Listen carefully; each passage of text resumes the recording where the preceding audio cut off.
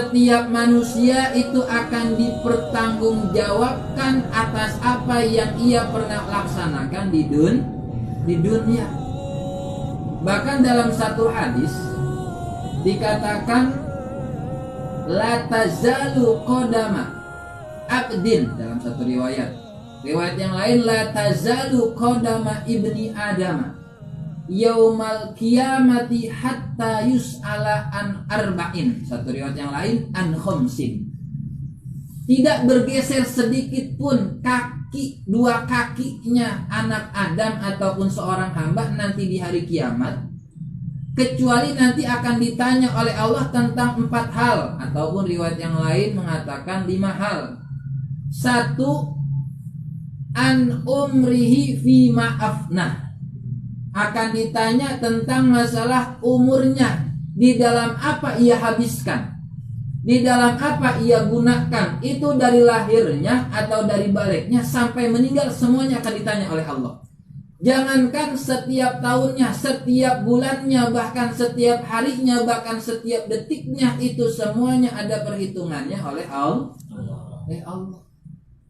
Nah sekarang ketika kita ditanya oleh Allah, umur ente pakai buat apa aja?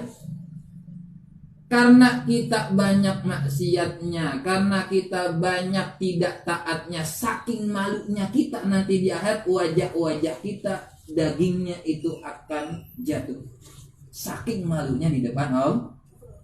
Yang kedua yaitu anjasadihi fima ablah, akan ditanya tentang jasadnya, di dalam apa ia gunakan, di dalam apa ia gunakan mata, di dalam hal apa ia gunakan kuping, di dalam hal apa ia gunakan tangan, di dalam hal apa ia gunakan lisannya, di dalam hal apa ia gunakan kakinya. Semua itu akan ditanya oleh Allah. Ketika kita memang dalam hidupnya mata kita sering jaga dari perkara-perkara yang haram, kuping kita jaga dari perkara-perkara yang haram, begitupun tangan, begitupun kaki dan seluruh anggota tubuh kita, maka selamatlah kita. Tapi nyatanya kita dalam sehari-hari banyak maksiatnya daripada taat. Dan kita gak bisa mengelak ketika ditanya oleh Allah, kau gunakan tanganmu di tanggal ini, di bulan ini, di jam ini, di detik ini dalam hal maksiat ini. Kita mengelak gak bisa. Semuanya anggota tubuh kita akan berbicara di hadapan Allah. Gimana itu? Al-yawma nakhtimu ala afwahim wa tashhadu arjuluhum bima kanu yaksibun.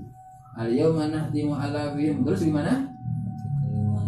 Al-yawma nakhtimu ala afwahim wa tashhadu arjuluhum bima kanu yaksibun. Aidihimnya enggak ada ya? Gimana yang hafal Yasin?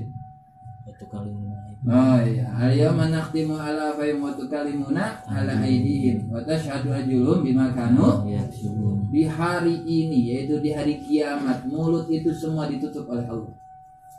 Akan berbicara di hadapan Allah tangan-tangannya dan juga kaki-kakinya. Kita mau bilang apa? Kita mau mengelak, mungkin di dunia kita masih bisa mengelak di hadapan orang tua kita, ataupun di hadapan guru kita, ataupun di hadapan orang lain dengan kita punya mulut. Di akhirat nggak bisa. Semua akan dipertanggungjawabkan di depan Allah. Kemudian yang ketiga, an ilmin madza amila bih, akan ditanya tentang ilmunya, di dalam apa ia gunakan, diamalkan atau tidak. Tahu sholat, dia sholat gak di dunia. Tahu puasa, dia puasa gak di dunia. Tahu perkara ini maksiat, tetap gak dilaksanakan. Ketika ia gunakan semua ilmunya dalam ketaatan, ketika ia amalkan ilmunya semuanya semata-mata untuk ridha, dan itu ilmu dia dapatkan dari gurunya, diteliti dari gurunya, dihafal dari gurunya, semua diamalkan, maka selamatlah Tapi nyatanya kita masuk WC aja masih sering mendahulukan kaki kan? Kita masuk masjid saja masih mendahulukan kaki kiri. Di mana ilmu kita?